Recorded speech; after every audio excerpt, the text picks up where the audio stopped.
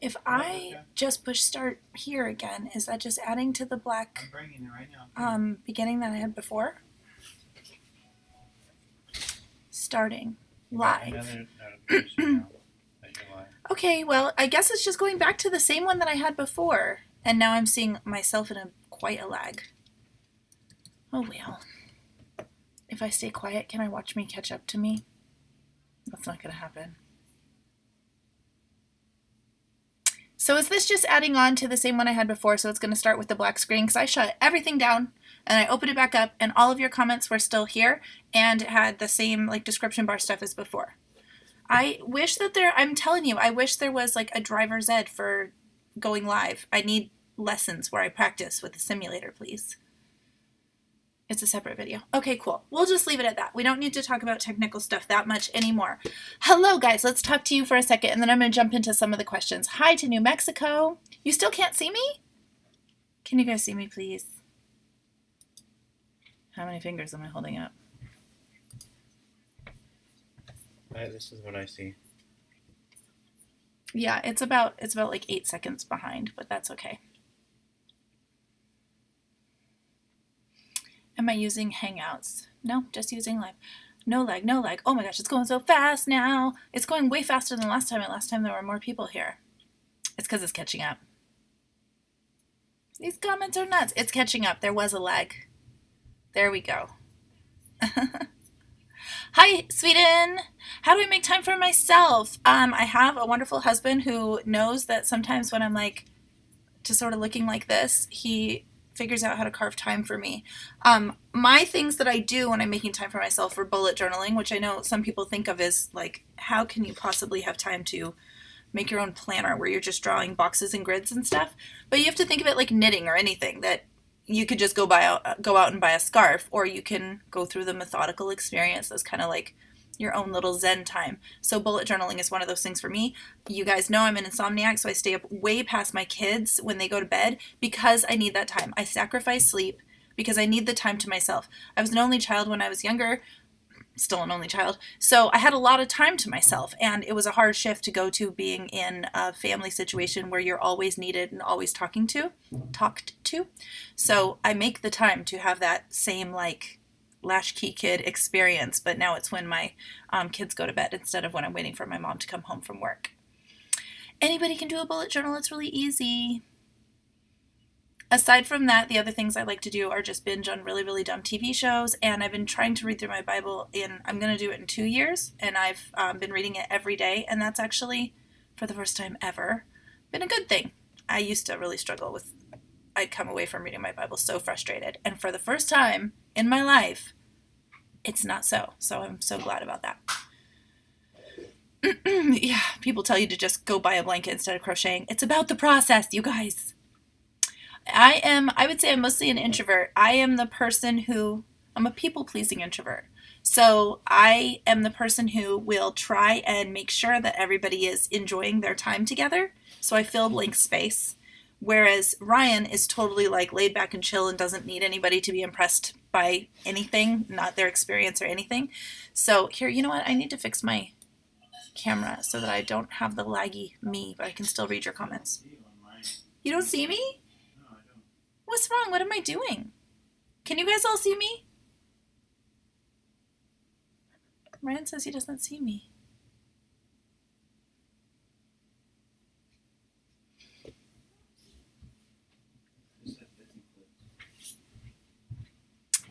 I'm waiting. People, they see me. Yours doesn't see me, Ryan? That's a bummer. Why is it not working for Ryan? Okay, everybody's saying they see me. Anyways, I was saying that Ryan is actually more of an extrovert than I am. He is in our house, in our little world. He's the louder one. He's the goofier one. He's the one who makes me laugh until I cry. But he doesn't show that same side to the outside world. Whereas when I am in a group setting, I'm the one who tries to like keep the energy up and is everybody enjoying their time together and that kind of stuff. Did you click through the first video on accident? No, he got a notification. Okay, one more minute of me just chatting with you here, and then I'm going to jump into some of the comments that people gave yesterday and left me from different places. Somebody told you to look across the room. I'm right here, and then you'll see me. That's from Kim. How to get rid of mommy guilt. It's hard. And I don't really know, other than you have to make the decision to let things go. You just have to be like, I'm just going to let that one go. Sometimes when I'm having a really rough mom day, as in everything's going wrong, like the kids have spilled something, I haven't been able to clean it up, some child is, under the weather or whiny or something, and I can't really help them buck up, buttercup, and I'm just starting to feel like I lose it, I claim one thing in the day. So usually it'll be like, I'm going to make a fantastic meal where my kids are going to eat all the vegetables. And if I do that and succeed with that one thing, even if the rest of the house is just imploding, if there's just mess everywhere and we didn't make it to anything on time, if they do that one thing and they eat that meal, then I'm like, okay, cool. And I just let the rest fade away. I'll do the same with laundry. I'm like, I'm going to wash and fold and put away 2 loads of laundry, and the rest of everything else, whether the kids are dressed or not, just let the rest go on those kind of days. And then you have to let the guilt slide and give yourself a little small pat on the back for what you were able to accomplish. I mean, it's just, it's just a day or a season. You look so pretty in here. Thanks, babe. Bye. Have fun. Is Luca already out? Yeah. Okay.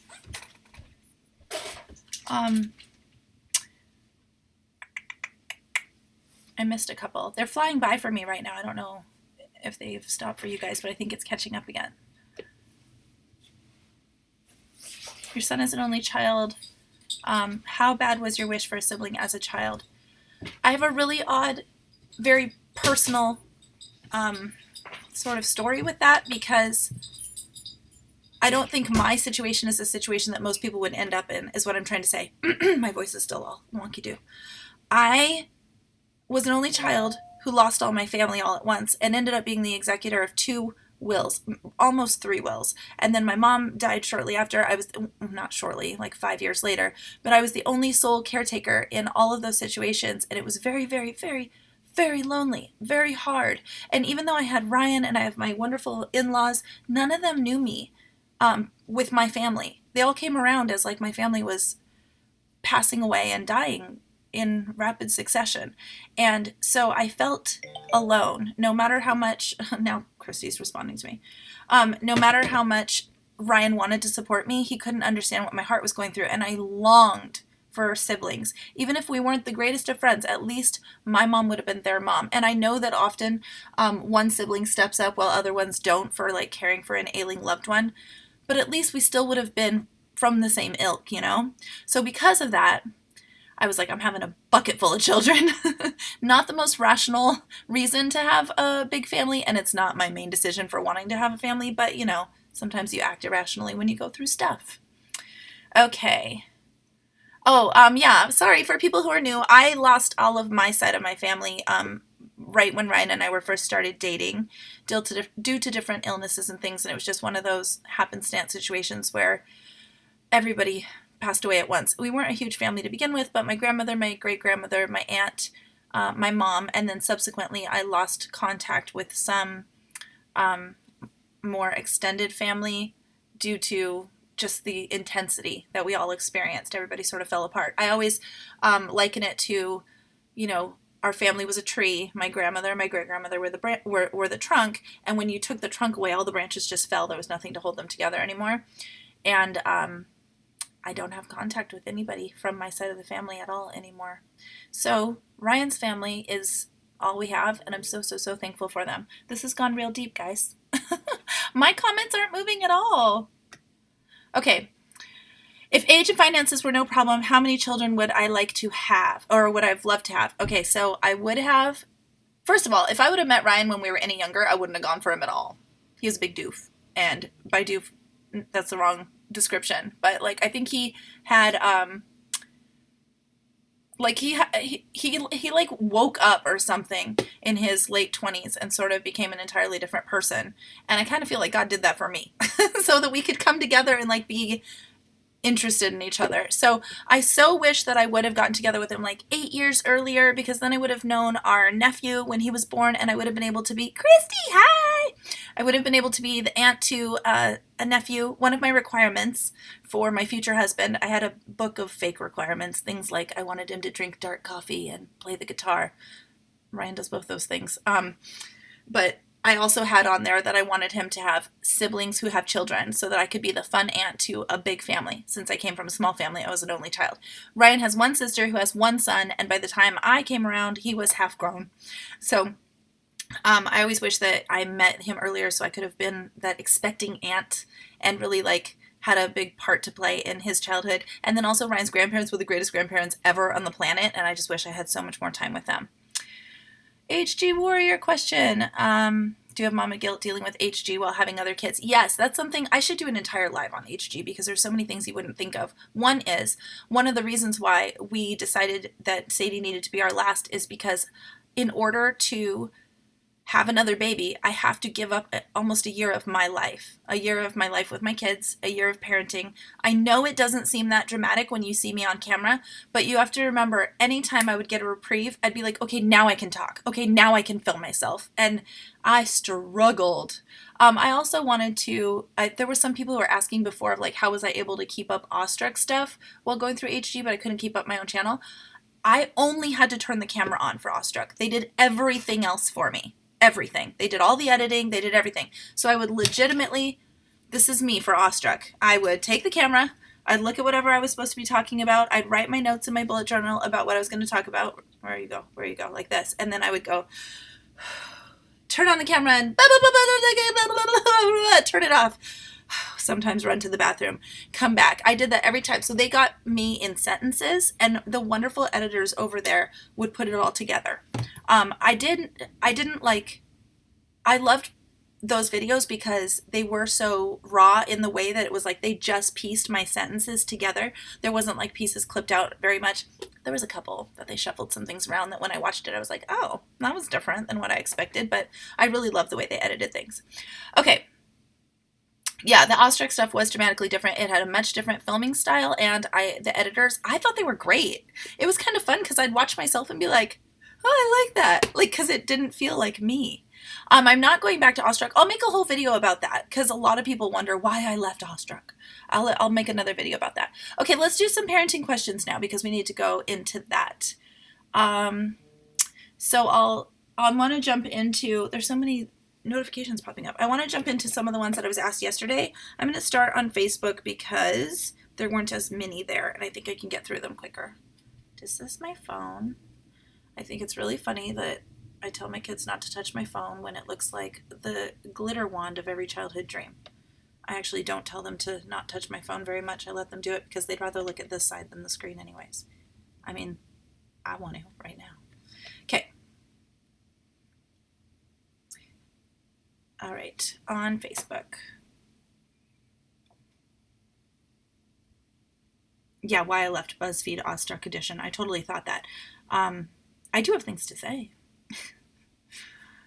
But it would be bits and clips style. It's not going to be like I'm spilling tea or calling anybody out or anything. Okay. Where is it? There it is. There it is.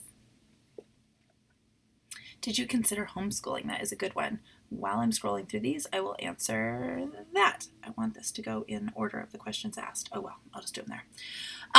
Yeah, we did. I really want my kids to be in classroom social settings. So what I would love to have for a homeschooling situation is a co-op where I have this all laid out. I have two parents involved every single day. So there's one parent who is there as an assist and also extra eyes when you're dealing with a lot of kids from different families and everything. And each parent would only have to teach one day a week. If I can figure out how to make this thing happen, I might eventually go there. Right now, Scarlett is in a school that we love and adore. It's a wonderful, very small school. It kind of feels like if we could have made that homeschool co-op but hire teachers and put it in a good school building, but it is expensive. Right now, we are choosing to not do some big things we'd like to do with our family and not save in ways that we planned on saving for our family in order to send our children to this school. So it's a good place, and I'm happy about it. Okay, Louise and I are going to meet up again as soon as Pearl is old enough to travel. That's one of the things that I have to let go of, is being able to go over there and see her. You guys don't know how badly I wanted to be over there for the birth. I mean, Sadie is still little and everything, and I wouldn't just do that, and I'm not going to bring another baby into her world while she's trying to adjust to her own. But I was so nervous for her, and we actually talked about how when she went into labor, she's like, I'll set up the Skype cam and just leave it up. And I was like, I don't think I can take it. Watching you go through that but not being able to help or assist, I don't know what I would have done with myself. So I was super duper proud of her with what she went through. She did so great with her home birth. Okay, let me read one of these here and then I'll go back to you guys. I don't know if you're commenting or not, but all my comments have stopped, so let's just hold tight on that for a minute. Okay. Is Sadie advancing at a similar rate to the other two? How does Luca what does Luca like to do with her? How is he different from watching him as a brother, now that he's an older brother? Scarlett's personality changing or getting more strong as the oldest of three? That is from Sherry Marie Oliver. I don't know if she's here. If you are, let me know. So Luca is exactly how I hoped he would be as a brother. He's always been way more interested in babies than Scarlett has. Like, if we have friends who have babies, he wants to go over and do a goo and say stuff like that to him. And he has gone above and beyond, just loves on his baby sister. I do not know. I don't have good advice on how to end up with the situation that I seem to have landed in, which is we have not dealt with sibling rivalry with any of the kids yet. There are times where, like if Scarlett made a picture, like for instance, she made a calendar and she was crossing off every day until Christmas, and Luca wanted to do it too. So he woke up early one day and he went to her calendar and he crossed off like random days. And then we have the Luca! We have that. But she doesn't stay angry at him. There isn't any big fit thrown. There's no rivalry. And the same thing has happened with Sadie so far. Before, I'm trying to have consistent videos, Zoe Faye. I've been trying to be here every Monday that I can. I'm trying my hardest. I know it's good, but not as good as Ostrich was, but I'm really, really trying. I'm not like a crazy YouTube career person, and I'm totally on a tangent now. I would love to have YouTube be sustainable, but I just don't have that same passion to make it my full-time career. Okay, finishing what I was saying. So before Sadie arrived, we did a lot of what are we going to do if the baby comes over and knocks over one of your goodie machines? Like, I would bring up those kinds of questions just to see what his thought process was. And do you think it would make you angry if, the baby, da-da-da-da? And he would usually say, no.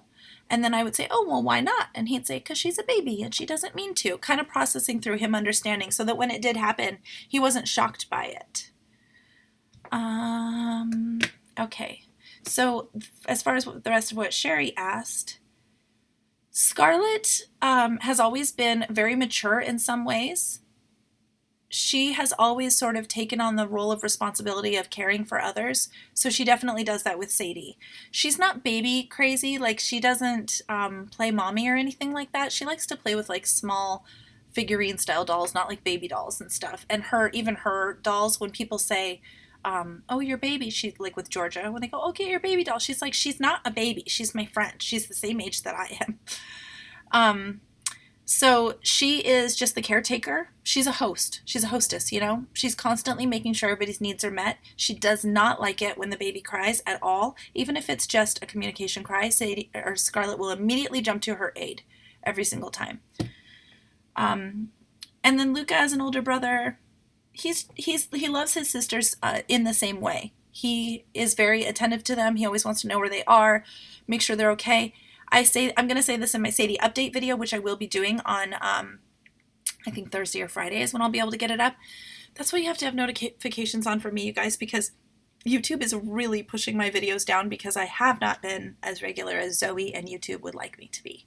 But I think I say in there that Luca is enamored every single time he gets to see her. It's like you gave him a new toy or something. Every morning he gets up, he wakes up before everybody else, and he climbs in bed with us and stuff.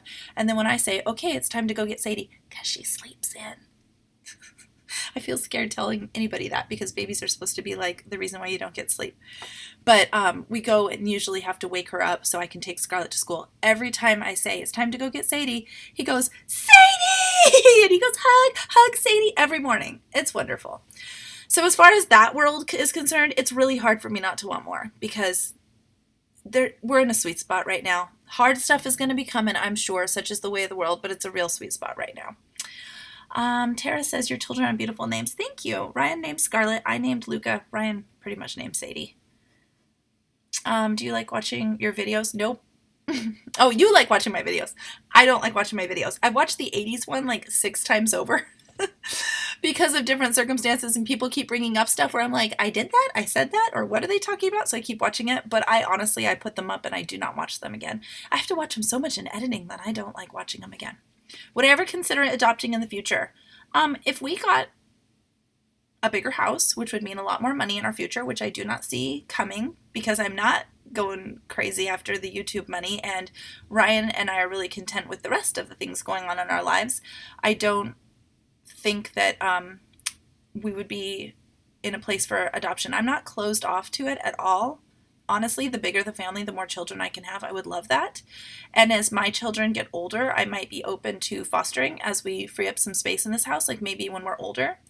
I'm not closed off to that at all. And I know, and I love that I know so many foster families now. When I was growing up, I didn't know anybody who fostered children. I was in foster care for a while, if you guys didn't know that. I talked about that in my 50 Random Things You Don't Know About Me video. But I had never heard of a foster family outside of my own foster family that I had. So now, I mean, I could probably count off more fingers than I have foster families and adoptive families. Definitely adoptive families, but foster families as well. Okay. If I could add a second story, would I? Yes, I have it entirely planned out of how I would do that. But then it would probably, in this market, it would cost like $250,000. And that would be then adding that on to what we already purchased this house for. I mean, we could go out and buy a $500,000 house instead, or, it would be more than that. And we can't afford that. But if anybody would like to just come donate time and supplies to building me a second story, I have it all planned out in my head. I want to do some more questions that people asked. I was in a foster family when I was 3 years old. I had a birthday there. I'm not sure exactly how long I stayed there. I've touched on it before. You can watch my imperfect life tag. While I adored my mother, I loved her oh so much and will never speak poorly of her. She was not the greatest mom. She loved me a lot, and she loved me the best she could amongst being an addict and things. So it was a rough go. And, I don't think anybody is, I don't know. I was going to say nobody is to blame, but there was lots of poor choices made, including I had poor choices too, because I grew up in a background that supplied me with poor choices to make, and I followed through with some of them. But my life is very, very much different now. If I could change my life or childhood up until now, what would I do? Or what do you think happens? This is a big question. And there are 644 people watching. I think I'm going to say something I've never said on the internet. I wasn't a very good person. And I know that I am seen in a kind of like light on YouTube, but I felt sad a lot of my childhood, and I had family, I had friends and family that were around me that were like friends that weren't sad. They were in pretty whole and healthy homes. And I think I felt like I needed people to be in my same spot. It was a misery loves company.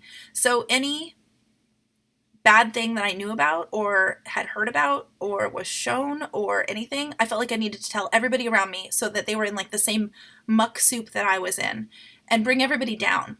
And that's so incredibly different from the way that I am now. And I don't want my children to ever be like that. I look back at the things that I said, did, was, thought, felt, and I don't understand how I was ever that person.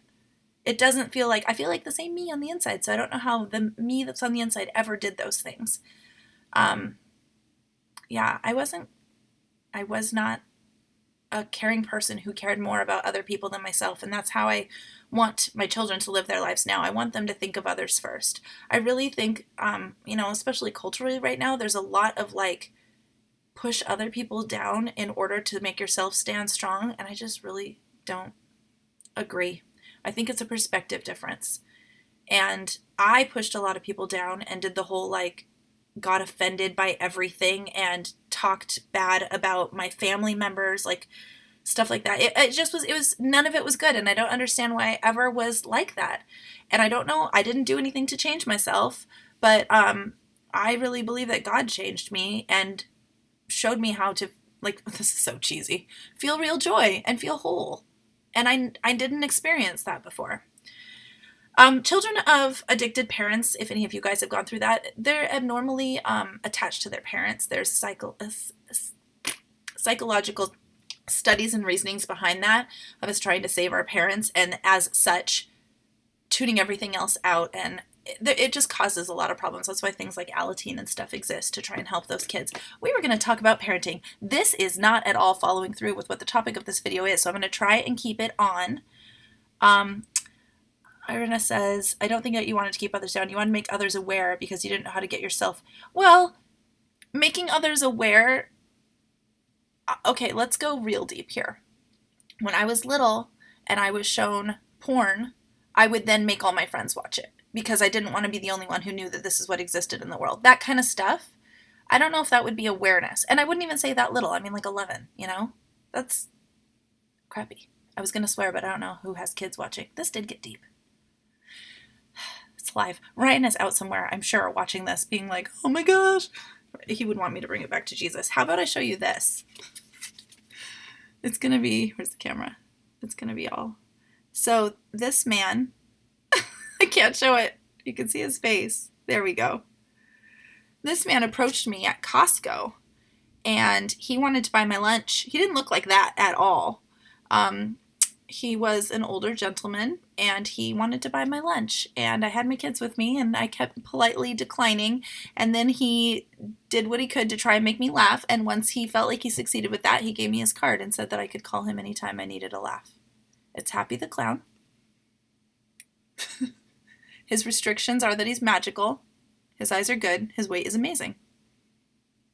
He was born in 2027. Okay, he actually gave me 2. In case maybe I had a friend wanted to pass it on to. Okay. Yeah, that was a weird experience. Let me answer another parenting question. Okay, so I think I saw somebody, as it scrolled by, but I think I saw somebody ask if I'm going to share my past with my children, and 100% I am. I also, like Scarlett, knew her Nana, my mom, and I don't want Scarlett to ever think poorly of Nana, but I also want her to know the truth of some of our family legacy and also what she might be predisposed to as far as addictions and things. I'm the only one in my family, and I don't know why I was spared from this really, but I'm the only one in my family that didn't end up falling into some sort of addiction. And the only reason that I have, coming from a faith spot, is that the very first thing my mom ever did when I was born is that she laid me on her chest and she prayed that God would be my father rather than her being my parent, that she would just be allowed to assist, basically. It was much more eloquent than that, but she didn't tell me that. She did that prayer until I was like 28 years old, and I look back at my life and I'm like, that makes so much sense. Because even the kids my mom was putting me around were like the kids that would teach me how to steal candy bars and roll cigarettes and stuff like that. But I somehow would end up with going to like public school and end up with like the youth group kids that wanted to take me to Bible summer camps where we can draw pictures of what we think Moses looked like. By the way, I wasn't always like, I wasn't always the girl that wanted to go to youth group and draw Moses. Yeah, so at some point I'm going to be talking to my kids about some of the things that Nana experienced and stuff, but I will wait until it's age appropriate for them. Okay, let's just jump right over to, how do I get my little girl to poo on the potty? She keeps saying that she's scared. We're fully potty trained, but not poo trained. Oh man, I wish I had good answers for you with that. Other than reading books and watching videos, there's a book that is rather obnoxious, but it's got a little girl on the front. What is it called? It's My Potty? Or something like that. We watched that, and I watched the Elmo's It's Potty Time and things like that, and just keep trying, and maybe take her off the potty, put her on a littler one that looks like a real potty, like the ones you sit on the floor, let her get adjusted to it, and then just give her time. I mean, even if she's over 3, she'll get there. Nobody's walking around at, high school age still being scared of the potty. She'll get there. How do you handle Luca or Scarlett wanting to play alone? Or when their sibling just wants to play with them. This happens a lot with Scarlett with Luca. Scarlett is very accommodating, so she plays with Luca all the time, which means the games he wants to play. But she's gotten really good at standing her ground, and she'll say, Luca, I just want to read or be by myself. He immediately goes into whining. It's like, I want to play with you. So that's when I intervene for her, because she doesn't need to try and navigate that for him. And I pull him aside and we give him the time limit. You know, Scarlett's going to have 30 minutes or maybe more than that. Sometimes I'll say it's Scarlett's time to do what she needs to do on her own. You're going to have fun. We have find your own fun time a lot in our house. You find your own fun for 30 minutes, and sometimes we'll use a timer for him. And when it's up, you get to. So either you get to play with your sister, you get to have lunch, you get to play with daddy, we're going to go out. There's always at the end of 30 minutes, another landmark thing that he can ground himself to. So it's not just like, but then what? Because that sort of amps up the possible meltdown. You really want to give them like the boundaries of what's coming in the next steps and something to look forward to, even if it's not something super exciting, like even if it's, and then nap time, it's still like, okay, I know forward planning what's going forward. Okay. Some of you guys are answering questions for each other in there. I love that. How do I deal with rude religious people at church in regards to like the gay community or something? I go to a wonderful church that I have never experienced anybody being rude. I can say that, so we have some Haitian families that go to our church and they're refugees. And apparently a couple of weeks ago, people that were visiting and had been visiting for a couple of times, when one of the mother of 2 Haitian children that go to our church went up to do one of the Bible readings for the day, somebody stood up and said something really derogatory about, basically they were more Trump lovers than Jesus lovers, and they were excused from the church. Our church is a very loving place, and no matter what anybody is dealing with, no matter what they are going through, everybody has big things that we're processing through in our life. Everybody is searching for who they are and what their identity is. It's very different coming from a biblical perspective, because I see everybody's identity as in Christ. That's how I see it. We're made in his image. This always turns to Jesus, you guys. I don't mean to. I came here to talk about like how to get your kid to poop on the potty. So I feel like when you look at everybody, we all have that identity. Everybody who's coming to Jesus, then there's no place for an us and them kind of situation, you know? Okay. How do you help your child navigate difficult emotions? Oh, I can't pause you. Can I pause you? I want to go grab something, but I'd have to like dig for it. I can't pause you. I have a book that I really like. Maybe I can just Amazon it really quick. It's called, what is it called?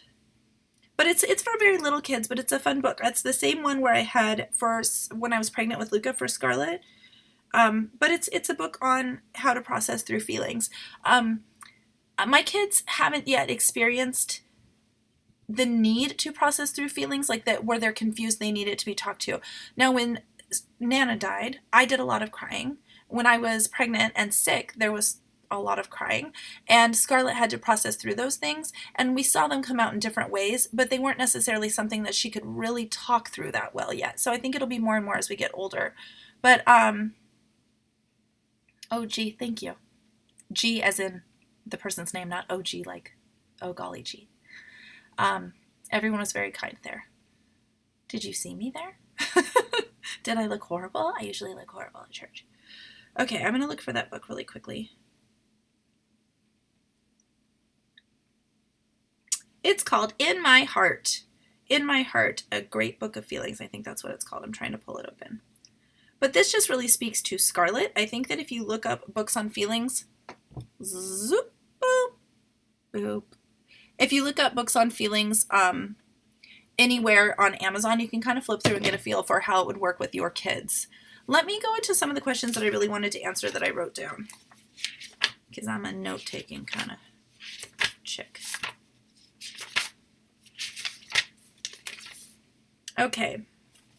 Melissa asked about baby wearing. I don't know if Melissa's here, but I ordered my dream baby carrier that I have wanted since I was pregnant with Scarlett. I really wish I would have ordered it then, because I could have worn it through all 3 kids. But I decided to just bless my little rainbow baby and get it. It is raining so hard outside. It's a rainbow carrier. I have my ring sling, and I still wear that a lot. But it does wear on my shoulder after a while, and I am planning this summer. Everyone who is here, take note. This is my year of adventure. Take note.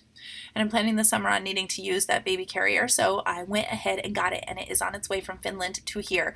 It's a Girasol woven conversion, like wrap tie with a hood that's pointed. And the one thing I don't understand is if you put the hood up when you're wearing the baby in front, how do you not have the pointed hood right in front of your face?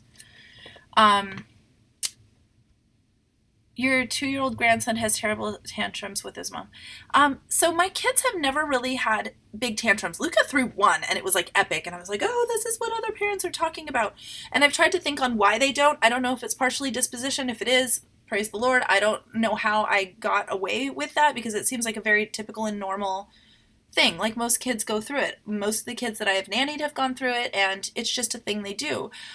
Luca and Scarlett, probably Sadie too, huge whiners when they don't get what they want, but they never do the throwing themselves to the ground, kicking their legs, or screaming at the top of their lungs. They haven't done that yet.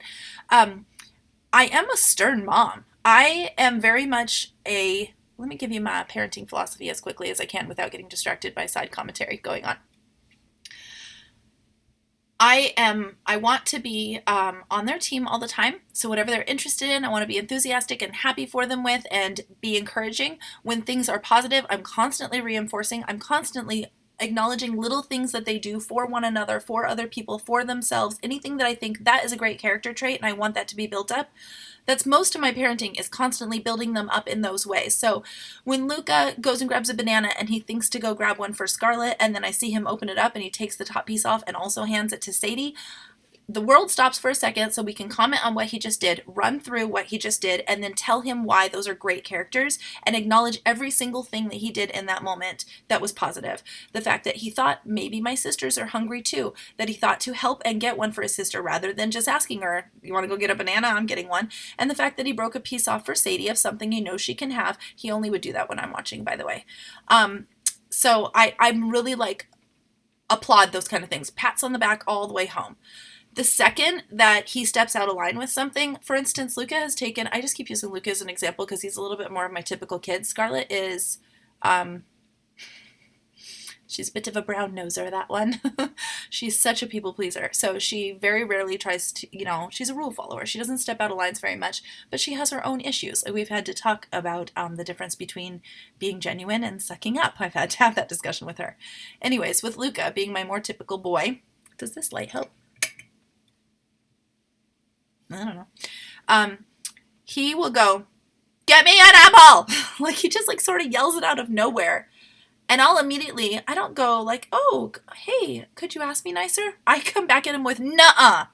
I'm not going to respond to you when you talk to me like that. And then I just pretend like I didn't hear anything until he figures out on his own a way to ask me nicer in a way that he thinks will be appropriate. So he solves the problem himself. I'm also, okay, party planning one. I'm going to try to do that one next. I'm also strict with when lines are really crossed. Luca has, what's something that he's done that's really cross line, or even Scarlett? If I've already told them to not do something, and they know, and they go and do it again, they're immediately in their room. We're having a very strong eye contact talking to, and then I do walk out for probably 2 or 3 minutes. Or 4 or 5 minutes, depending on. And when I come back in, I'm just as stern, and I want them to explain to me what happened.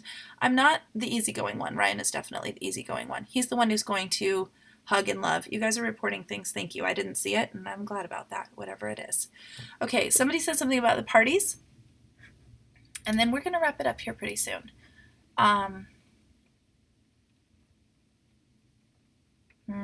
I tried to enable a thing that would get rid of bad comments, but it's not really working.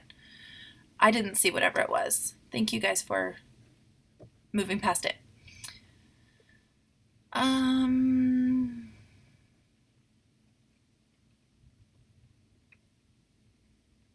Any tips on helping a new first-time mom without overstepping? My sister is due soon. I'm excited to help out. You really got to be intuitive because every mom is going to be different. Some moms really want you to just grab that baby and give their arms a break, and other moms don't want that at all. It's very personal. I would do any peripheral stuff you can. Make meals. Make meals you know that she likes. Make meals that you know are easy to eat. come in and do things without asking, but make sure they aren't things that would overstep. So for instance, if somebody came in and just did my laundry, I would be like, I'm so particular about my laundry. The way it's washed, the way it's folded, everything. And when somebody does my laundry, I refold it like a weirdo, which is so funny because I'm not like very type A about anything, but I take it out, I refold it, and I put it away because otherwise it doesn't fit in my drawers right. But if somebody washed my dishes, I would feel loved for weeks and weeks and weeks. So just knowing your people, and meals go the farthest. I mean, food is the way to a mama's heart when she has no time to make food, doesn't want to be just eating like leftover baby food or whatever it is that's going to be around them. How do you parent your kids differently from your own upbringing? Oh, that leads me to an interesting thing, and maybe I'll leave it on that. You come from a divorced family with a violent father. I come from a divorced family too, with a different type of father. He was just sort of a different guy. He was never violent, but definitely not like he's like a neighbor. That's how I think of him, and always have since I was little. So I parent somewhat similarly to what my mother wished she could have been for me. All the ways that she thrived and all the ways that she did right by me, I just try and do them tenfold more. And she was a love and logic innovator. So if you don't know the love and logic parenting ideas, I would suggest start by watching some videos on it and then maybe look at the books. There's love and logic classes, and I know that seems, for me, I'm always like, really, do I need to take the class on something that I could just read the book? But when you have someone who's breaking things down with actual circumstances and being real with you, it makes it so much better. So we've had the love and logic lady who sort of travels around the Pacific Northwest. We've had her come to our MOPS a few times, and every time I feel like I just want to like, she just speaks so much truth, and I'm like, oh my gosh, why didn't I ever think of that? There's so many things that seem like they should be intuitive or just common sense that you just don't think of when you're in the thick of it with parenting. And love and logic has big time helped me out. My mom did love and logic before it existed on me, and it worked really, really well.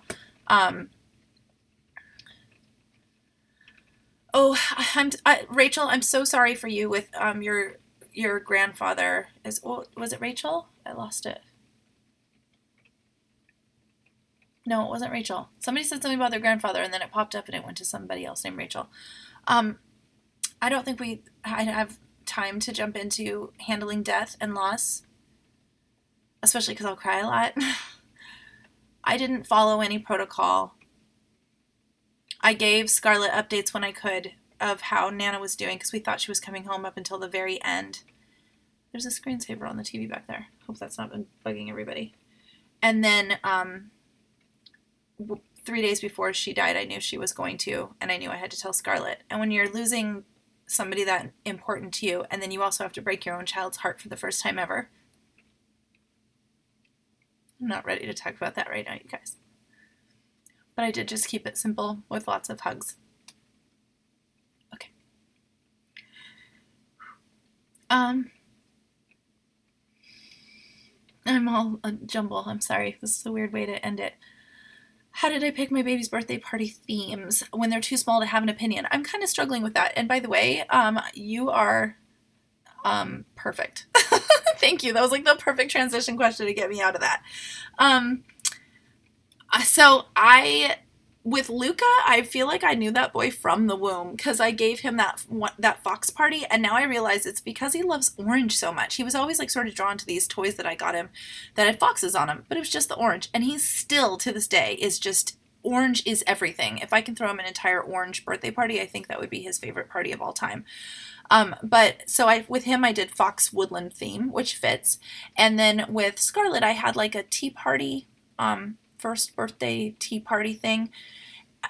Just celebrate your kid. You don't have to know them perfectly. You don't have to know what they're into. The reason why I like to do theme birthday parties is for the pictures, so that when they're older and they look back, they see how much effort mommy put into a special day for them. And that's my gift to them. It's really the memories. The memories are the gift. So it doesn't matter if you're getting something that they are into or not when they're too little to express it, because what they're into is having everybody they love around, a party, activity stuff, like just the decorations of anything, and cake. The end.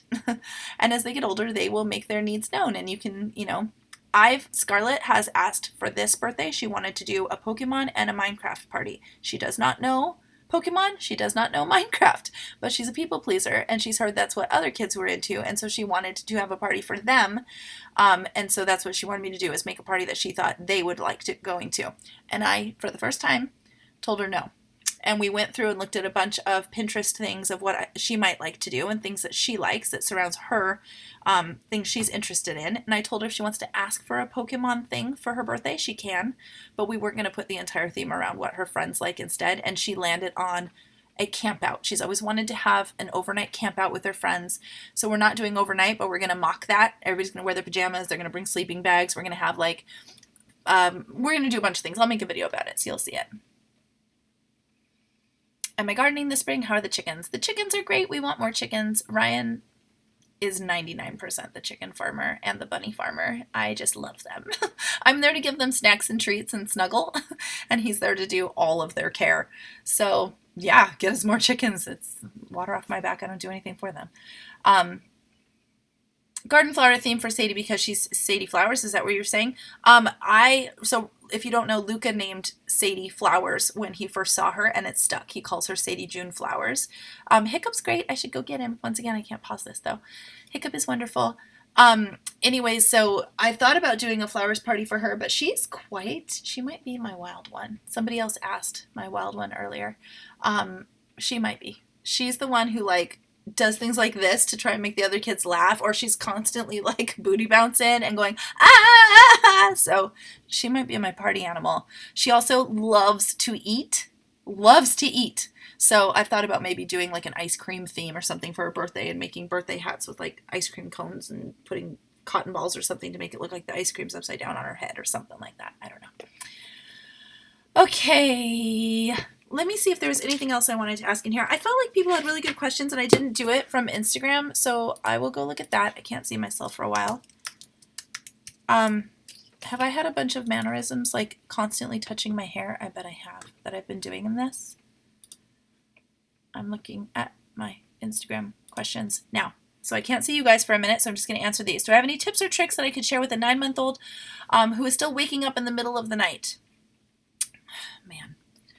All of 3 of my kids were horrible sleepers. This is something that I wanted to share with you guys in a video, so I'll share it now. I don't remember how many people are here and watching, and I can't direct people to this later. But all 3 of my kids were absolute horrible sleepers until they were 6 months.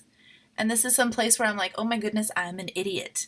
I thought they were, we're talking waking every 30 minutes for 6 months. Scarlett was the best. She woke maybe every hour for 6 months. And then we put them in their own crib, and without fail, all of them settled and became sleep through the night sleepers really fast. So before having Sadie, I don't know why it took me 3 kids to catch on to this, because I'm usually not this ignorant to life. But before having Sadie, I just kept being oh, they must really want their own space. They must want to be in their own room. Maybe having me so close next to them wakes them up throughout the night, or the air, or I don't know what it is. It's not, I don't know. I couldn't figure out why they slept so well once they were distanced from us. It just dawned on me with Sadie. All 3 of my kids have slept in the arm's reach infant co-sleeper. And they all have ended up with semi-flat heads in the back for the first 6 months of their life because, it's a firm mattress and it's supposed to be the safest and all that stuff. Maybe it was just that uncomfortable that they couldn't sleep for very long. Maybe having the shape of your head shift because of laying flat on your back every single night causes some sort of body aches and pains. I could see that being a possibility. As soon as I moved them into their crib, which has a organic mattress pad and a mattress below it, they all started sleeping through the night wonderfully, and then their heads took better form. Why did I not think of this after the first kid? Why wasn't that the first thought that came to me? So I don't really have good tips on how to help them go to sleep. My kids do, if they wake up in the middle of the night, I do not rush in there. I watch them on the baby monitor to see what they're doing. Often times all 3 of them, but I'll use Sadie for example. She'll sit up, she'll go, she's very sleepy. Sometimes she'll even stand up and hold onto the rail and, do a little mama, and then she sits back down. And then she lays down and she grabs her blanket and goes back to sleep. And I don't give myself any guilt. What is that? Why does that say €5? Do I click on it? What is this? What is that? Harry. As in from One Direction? I don't know what's happening. I'm going to finish my thought.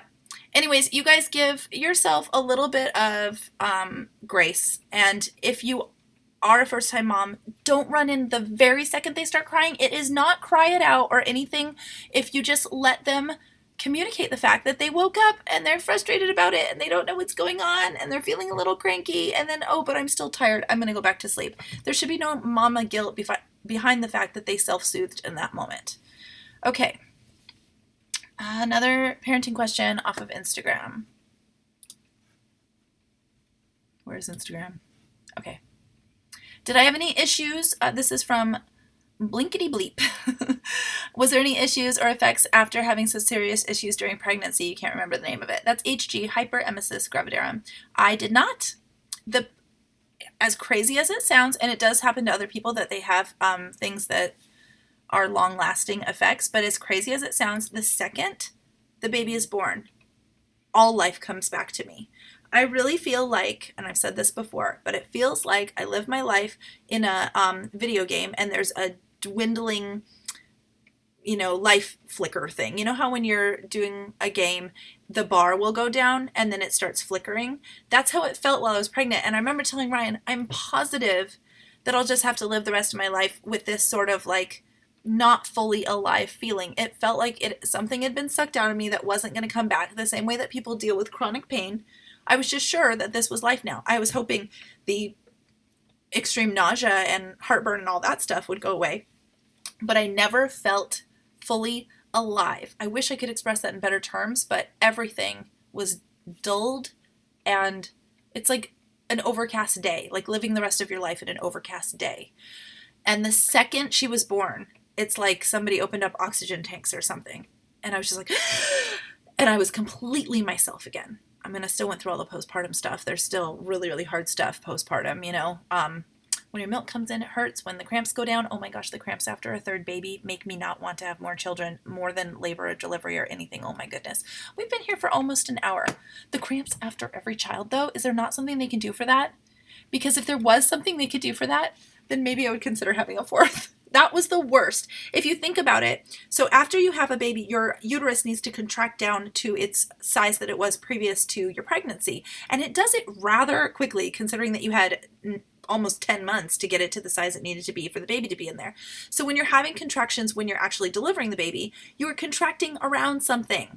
Like my head, let's say my head's the baby, it contracts to the baby and there's like a stopping point, but once this is me not being a medical professional at all, but this is what it felt like for me. Once the baby is out, it just keeps going. So instead of having like the contractions where it's like a full minute maybe on and then you get that reprieve, we're talking like 2 minutes, 2.5 minutes, 3 minutes. And I was like moaning and in agony.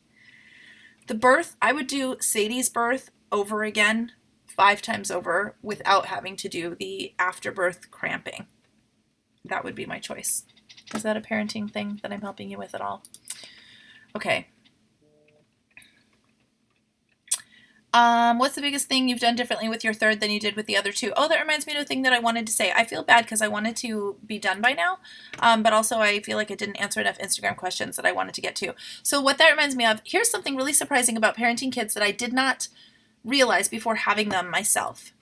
I parent my children differently. It's not about me parenting them differently than my mom.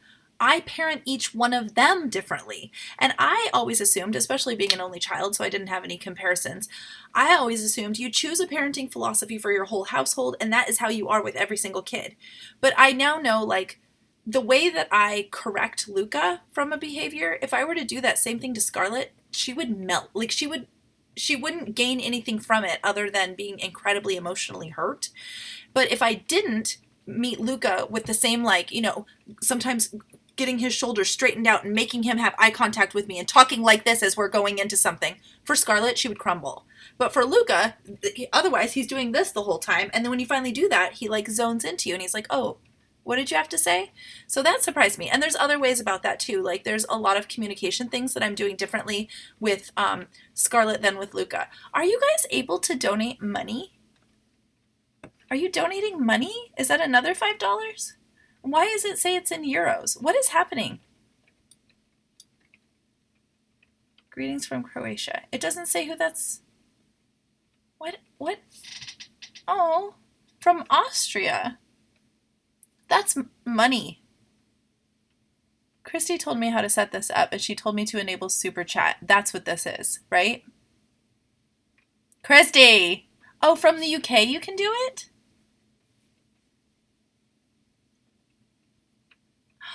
$10, guys. Well, not even. It's euros. So it's more than that. I'll start working on my second story.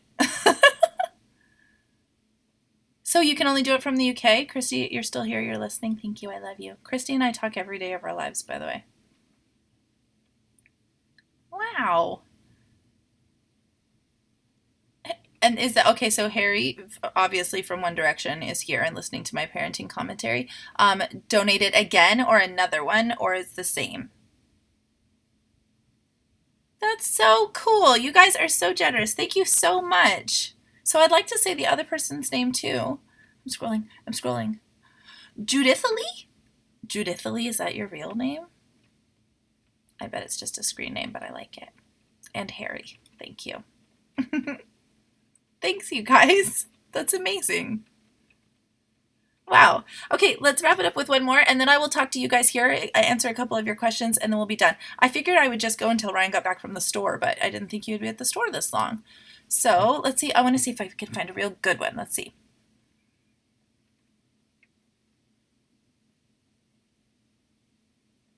Everybody is really concerned with where my children sleep. I know you guys all are. First off, Scarlett and Luca still share a room. Eventually the girls will share a room and Luca will have his own. We can easily convert the playroom into his own room if he wants so. Right now, the idea of him having his own room scares him. He's little and he's used to sharing his room and he doesn't want to do that. We keep sleeping spaces and toy places separate. So Luca has all his stuff in the playroom, all of his toys and everything. We just have clothes and sleeping in the bedroom. Scarlett has started to create in her bunk. She has her own little world. So she has like a little shelf that she has off to the side where she puts her jewelry box and stuff like that. So she has her own little space there. When the kids are older, I won't have the boy and the girl in the same room, but I'll get Luca excited somehow for transitioning to his own space. Sadie sleeps in a crib. She doesn't sleep in the co-sleeper anymore, and she has her own space as well. I know that a lot of people feel like my house is too small for 3 kids. I don't. It's one place. With everything else that people argue with me on the internet, there isn't really that much because I have the greatest people here. I really do. I've seen what other corners of the internet can look like, and mine's wonderful.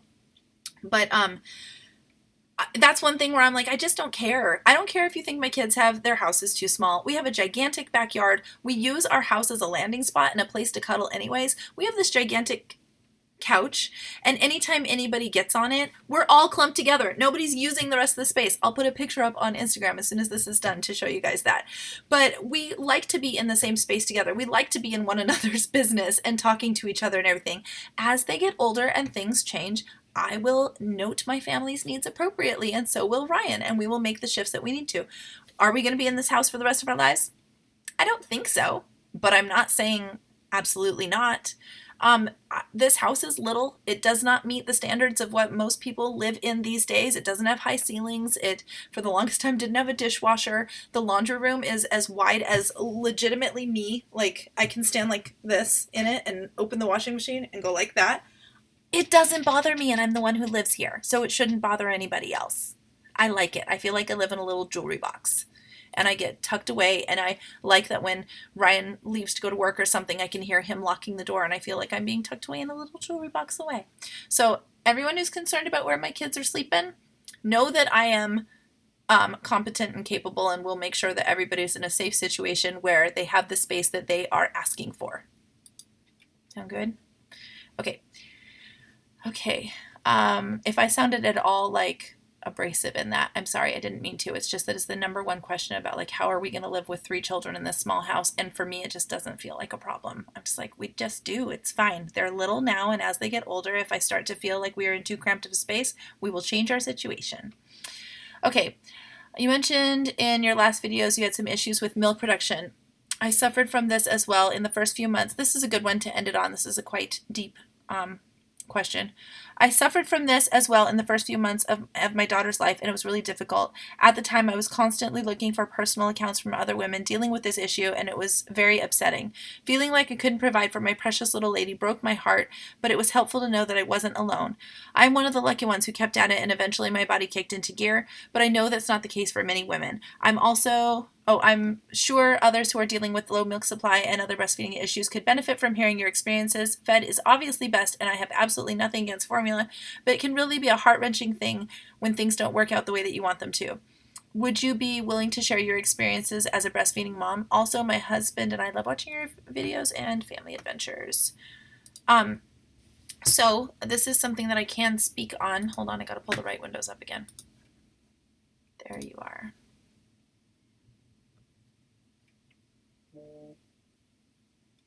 Oh, how do I block somebody, guys? Let's try it.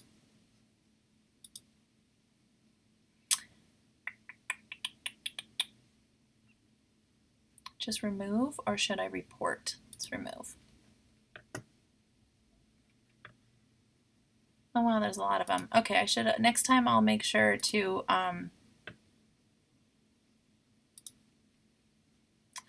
put the thing on. Is it hate speech or is it harassment or bullying? I'm just gonna sit here and think about it for a little bit. Let's do harassment and bullying. Oh my goodness, it's going to make me do all this. I need a moderator next time. This is harassing me. Report. Report. Okay.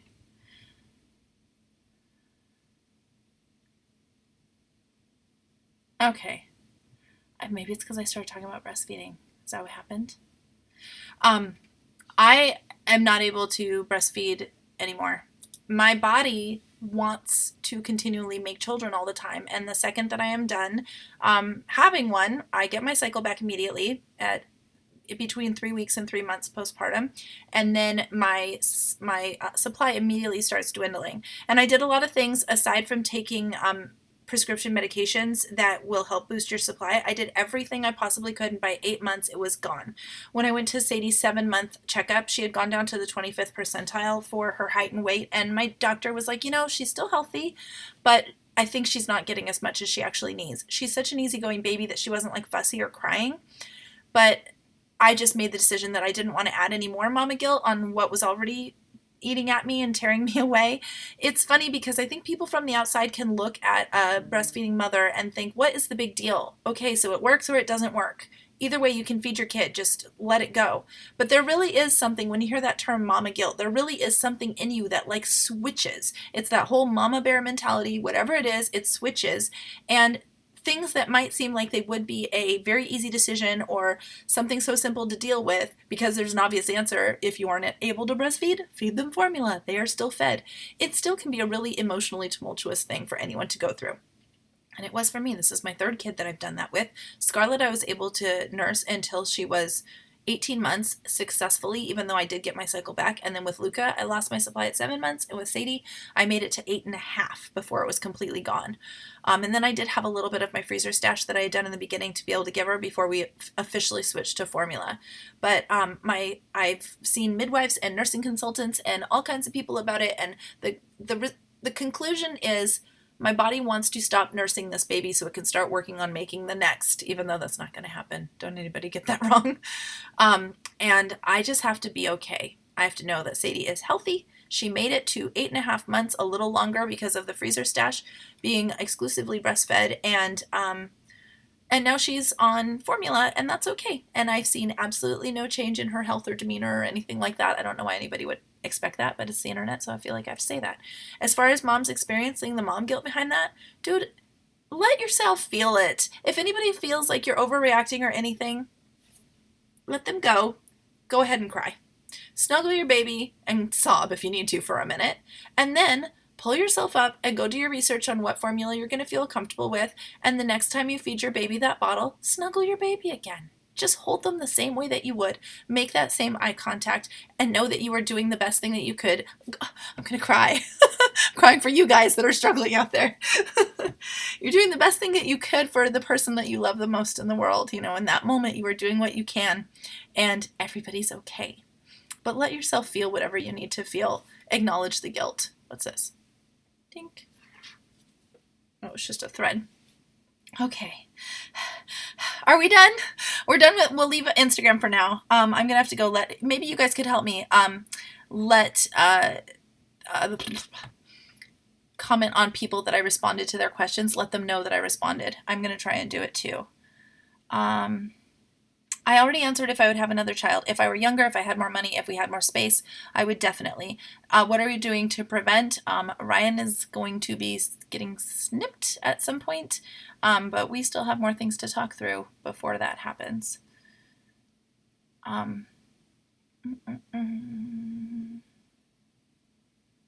Okay. Is there anything here that you guys want me to answer before I go? Scarlett loves school, Lily. Loves it, to the point where when I go pick her up, I'm like, did you miss me? She's like, I forgot you existed. She doesn't say that, but that's what she's like, oh, I didn't think about you. She loves school, and she loves reading. She loves everything that they're doing there. She just is such a people person. She likes being around all the people.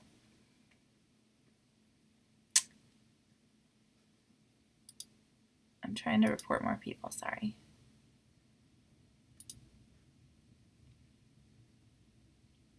So my options are to put people in a timeout, report people, or delete the comment. If I report them, it doesn't do anything though, because I reported somebody else and then they came back up again. Okay, I think we've reached the point where I'm getting too many spammers in here that I can't see through the good stuff.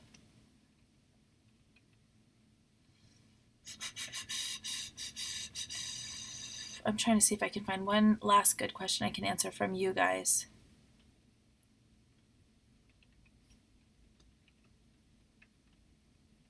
Hi from Vietnam. I do have the option to, well, I don't, it doesn't say block.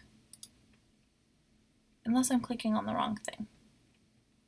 Okay, Pearl and Sadie. Yes, we want them to meet. It's going to be on Louise's end.